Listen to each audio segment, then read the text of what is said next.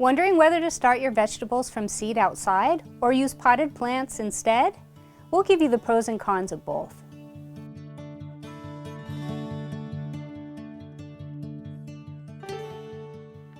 What is a start? Another name for a start is a transplant, and it's been planted from seed indoors or in a greenhouse, weeks, even months sometimes, before it could be planted outside from seed. Using starts lets you get a head start on the gardening season. When we talk about growing from seed, we mean planting seed directly in your garden location. What are the advantages of starts? If you grow from starts, you'll be transplanting these plants into the garden and eating them weeks, sometimes months sooner than if you had grown them from seed outside. Brussels sprouts, for instance, need 4 to 6 weeks from growing from seed indoors in pots to transplanting out into the garden. What edibles are best to grow from start? Well, perennial plants and herbs that come back from the same plant year after year are wonderful to grow from starts. For instance, rhubarb, asparagus, berries, or maybe herbs like this thyme or sage. Nurseries sell potted plants anytime from late winter through the summer, and sometimes you can get herbs all year round, so you don't have to wait to enjoy them. If your vegetable provides multiple harvests from just one plant, starts can be very economical because you might only need to plant 1 or 2 plants to harvest from it all summer, for instance like the squash, or cucumbers, or tomatoes.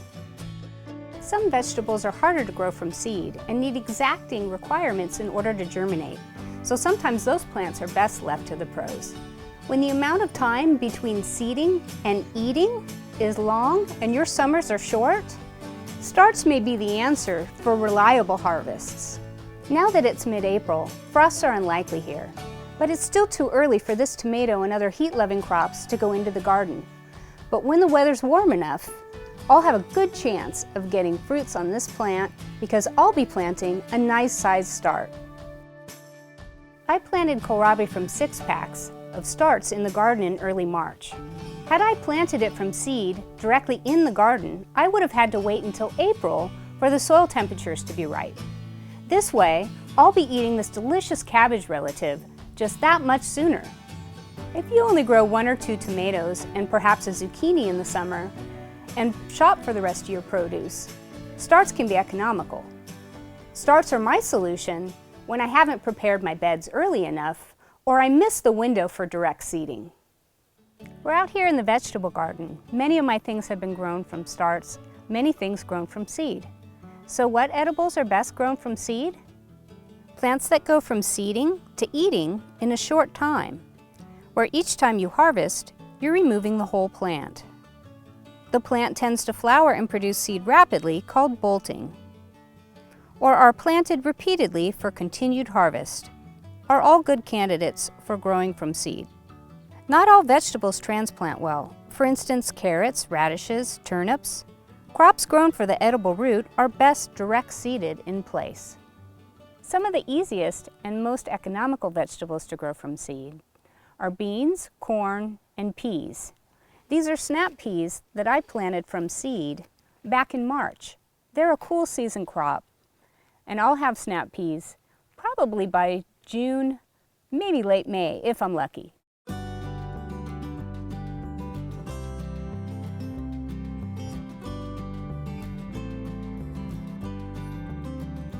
An advantage of growing from seed is the amazing selection. Unusual varieties aren't always available for sale as starts. If you grow your own from seed indoors and then transplant into the garden, you'll get the best of both worlds. But growing from seed is a hobby into itself. Think outside the seed packet, because things like seed potatoes aren't what you think. Not all vegetables are planted just from seed or from potted plants. These onion starts, for instance, are a great way to grow onions in a different way. Or these shallot starts are planted individually and eventually will form a bulb. When you're buying seed potatoes or garlic cloves for planting, make sure you buy seed stock quality.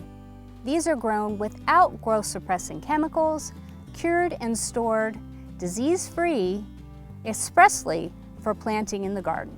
One of the best ways to decide which vegetables to grow from transplants or from seed is to look at your seed catalogs and read your seed packet. There's a lot of good information here that will help you be successful. And when you're shopping for seeds or plants at your independent nursery or the farmer's market, ask somebody who grows their own food to give you advice on selection and tips for success. We hope that you'll try growing both from seed and from transplants, because that's how you'll know what works best for the plants that you like to grow and like to eat.